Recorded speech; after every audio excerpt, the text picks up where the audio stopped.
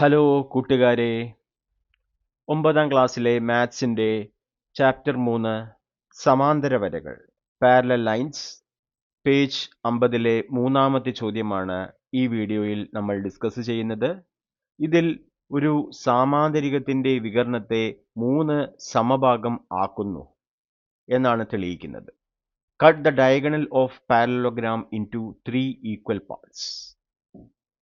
നമുക്ക് ചോദ്യത്തിലേക്ക് പോവാം. ഇതാണ് ചോദ്യം. ചുവടെയുള്ള ചിത്രത്തിൽ ഒരു സാമാന്തരികത്തിൻ്റെ 2 മൂലകളെ 2 വശങ്ങളുടെ മധ്യബിന്ദുക്കളുമായി യോജിപ്പിച്ചിരിക്കുന്നു. ഈ വരകൾ ചിത്രത്തിലെ വികരണത്തെ 3 സമഭാഗങ്ങൾ ആക്കുന്നു എന്ന് തെളിയിക്കുക. അപ്പോൾ ഇവിടെ നമ്മുടെ നീല നിറത്തിലുള്ളതാണ് സാമാന്തരികം. ഇനി സാമാന്തരികത്തിൻ്റെ ഈ മൂലയിൽ നിന്നും എതിർവശത്തിൻ്റെ മധ്യബിന്ദുവിലേക്ക് ഒരു വര വരച്ചിരിക്കുന്നു. അതേപോലെ താഴത്തെ വശത്തിൻ്റെ മൂലയിൽ നിന്നും മുകളിലെ വശത്തിൻ്റെ മധ്യബിന്ദുവിലേക്ക് ഒരു വര വരച്ചിരിക്കുന്നു. ഇപ്പോൾ ഇവിടെ ഇങ്ങനെ പച്ച നിറത്തിലുള്ളതാണ് വികരണം. അവിടെ വികരണം 3 ഭാഗമായി മാറിയിട്ടുണ്ട്. അത് തുല്യമായിരിക്കും എന്നാണ് തെളിയിക്കേണ്ടത്. In the picture below, 2 corners of a parallelogram are joined to the midpoints of 2 sides. Prove that these lines cut the diagonal in the picture into 3 equal parts.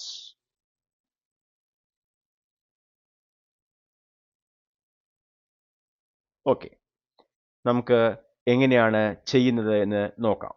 ഇത് തെളിയിക്കാൻ പോകാം. അപ്പോൾ ആദ്യം നമ്മൾ തന്നിരിക്കുന്ന സാമാന്തരികത്തിന് പേര് നൽകുകയാണ്. അപ്പോൾ സാമാന്തരികം ABCD ആണ് സാമാന്തരികം.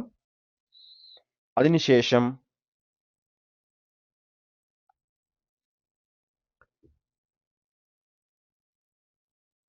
ചോദ്യം ഒന്നുകൂടി നോക്കാം. ഓക്കെ, ABCD എന്ന സാമാന്തരികം. ഇനി എന്തു ചെയ്തു? D എന്ന മൂലയിൽ നിന്നും ABയുടെ മധ്യത്തിലേക്ക് വരയ്ക്കുന്ന ബിന്ദു P എന്ന് മാർക്ക് ചെയ്യുക. അതുപോലെ B എന്ന മൂലയിൽ നിന്നും DCയുടെ മധ്യബിന്ദു Q. ഇനി വികരണം AC, അത് DP വികരണവുമായി കൂട്ടിമുട്ടുന്ന പോയിന്റാണ് X.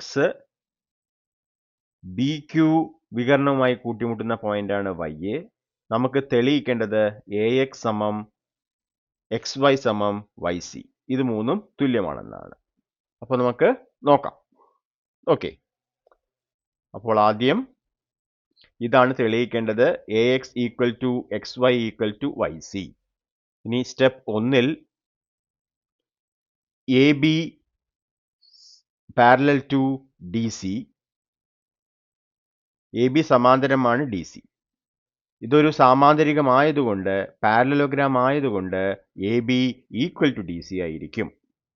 അതേപോലെ ഇനി നമുക്ക് സ്റ്റെപ്പ് 2 എന്തെഴുതാം? AD പാരലൽ ടു BC, അതിൽ നിന്നും AD സമം BC എന്നും എഴുതാം, കാരണം ഇത് സാമാന്തരികമാണ്. ഓക്കെ, ഇനി മൂന്നാമത്തെ സ്റ്റെപ്പ് എന്താണ്? ഇവിടെ AP ഈക്വൽ ടു BP എന്ന് കിട്ടും, കാരണം ABയുടെ മധ്യബിന്ദുവാണ് P. P is the midpoint of AB, so AP equal to PB. Okay, step 4-ൽ പറയുന്നത് എന്താണ്? മുകളിലെ വര DQ സമം QC, കാരണം DCയുടെ മധ്യബിന്ദുവാണ് Q. DQ equal to QC because Q is the midpoint of DC.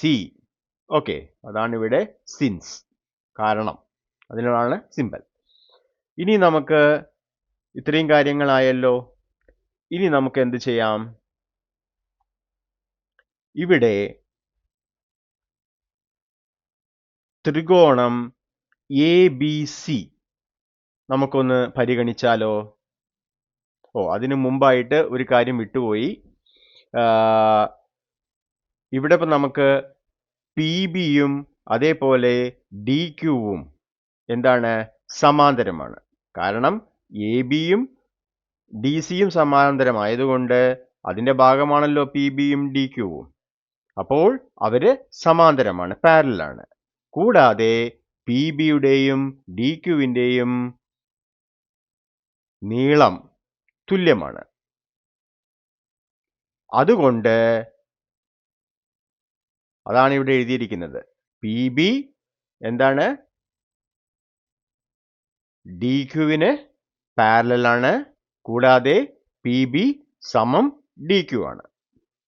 Okay, ഇവിടെ നിന്ന് കിട്ടും. അത് സ്റ്റെപ്പ് 3 and 4 നിന്ന് കിട്ടും. അപ്പോൾ നമുക്ക് എന്ത് കിട്ടും? പി ബി ക്യു ഡി അത് ഒരു സാമാന്തരികം, അതായത് ഒരു പാരലലോഗ്രാം ആയിരിക്കും. രണ്ട് വശങ്ങൾ സമാന്തരമാവുകയും അവ തുല്യമാവുകയും ചെയ്തു കഴിഞ്ഞാൽ അതിൻ്റെ എതിർവശങ്ങളും എന്തായിരിക്കും? സമാന്തരവും തുല്യവുമായിരിക്കും. അപ്പോൾ ഈ ചതുർഭുജം എന്തായിരിക്കും?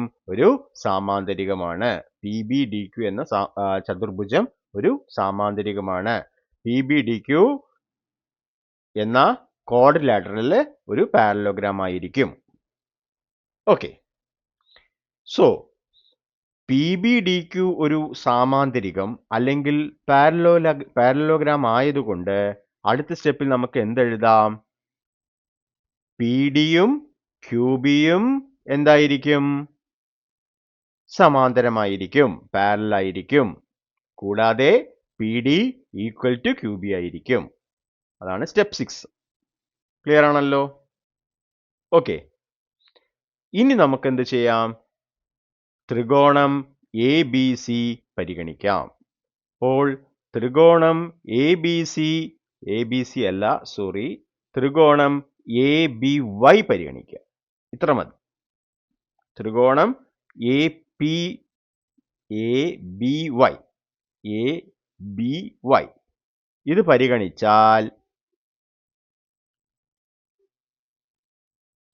ബി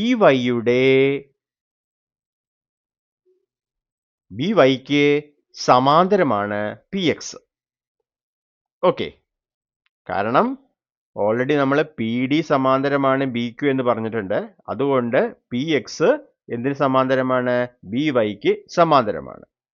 അപ്പോൾ ഈ ത്രികോണത്തിൽ എക്സ് പി വൈ ബിക്ക് സമാന്തരമായതുകൊണ്ട് എ ബിയെ എങ്ങനെയാണോ ഭാഗിക്കുന്നത് അതേ രീതിയിലായിരിക്കും എ വൈനെയും ഭാഗിക്കുന്നത്. ഓക്കെ, അതായത് 7ാമത്തെ സ്റ്റെപ്പ് നോക്കൂ. ത്രികോണം എ വൈ ബിയിൽ P X parallel to B Y സമാന്തരമാണ് ഈ രണ്ട് വരകൾ. അതുകൊണ്ട് A X by A Y എന്തായിരിക്കും? A P by P B ആയിരിക്കും. ഇനി സ്റ്റെപ്പ് 3ൽ നമ്മൾ എ പിയും പി ബിയും തുല്യമാണെന്ന് പറഞ്ഞിട്ടുണ്ട്. അപ്പോൾ A P by P B എന്തായിരിക്കും? തുല്യമാവുമ്പോൾ A P by P B ഒന്നായിരിക്കുമല്ലോ. ഇതിൽ നിന്നും എ എക്സ് സമം എക്സ് വൈ എന്ന് കിട്ടും. ഓക്കെ, അത് നമ്മൾ സമവാക്യം 1 എന്ന് എഴുതി വയ്ക്കുക. ക്ലിയർ ആണല്ലോ? ഇനി നമുക്ക് ഈ വികരണം വരുന്ന വേറൊരു ത്രികോണം നോക്കണം. അതിൽ നമുക്ക് എന്ത് വേണം? 3ാമത്തെ ഭാഗമായ വൈ സി വരികയും വേണം. വികരണത്തിന്റെ 3ാമത്തെ ഭാഗമായിട്ടുള്ള വൈ സി വരും വേണം. അപ്പൊ നമുക്ക് എന്ത് ചെയ്യാം? സി ഡി എക്സ് എന്ന ത്രികോണം നോക്കാം. അപ്പോൾ ട്രയാങ്കിൾ സി ഡി എക്സ് എടുത്താൽ ഡി എക്സിന് പാരലാണ് ആര്? Q Y. Q Y D എക്സിന് സമാന്തരമാണ്. അതുകൊണ്ട് ഈ ത്രികോണത്തിൽ നമുക്ക് ഇവിടെ X Y is to Y C അല്ലെങ്കിൽ xy/yc എന്തിന് തുല്യമായിരിക്കും? dq/qcക്ക് തുല്യമായിരിക്കും. ഓക്കെ, ട്രയാങ്കിൾ CDX അതില് QY പാരലൽ ടു DX ആണ്.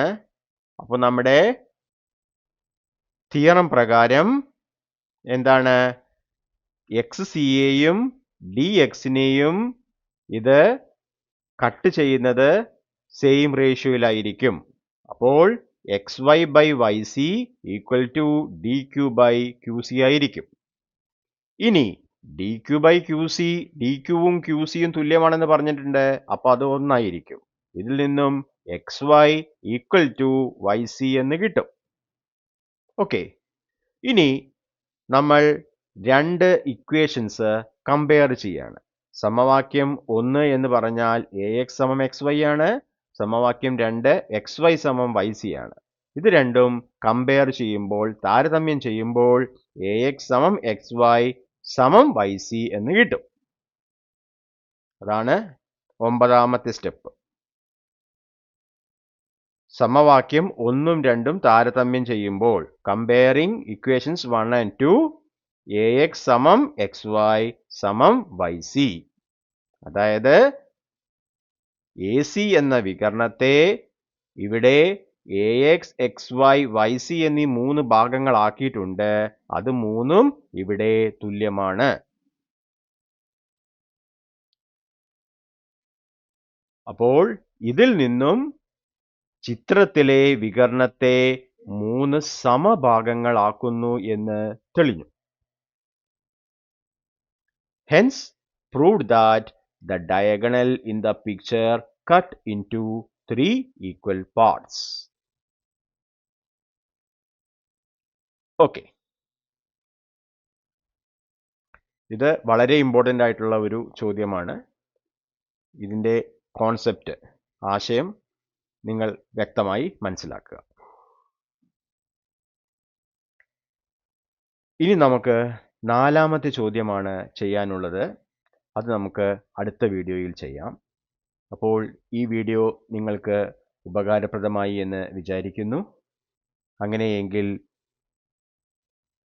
വീഡിയോ ലൈക്ക് ചെയ്യുക, നിങ്ങളുടെ മറ്റുള്ള ഫ്രണ്ട്സിന് ഷെയർ ചെയ്യുക, പിന്നെ ചാനൽ സബ്സ്ക്രൈബ് ചെയ്ത് സപ്പോർട്ട് ചെയ്യുക.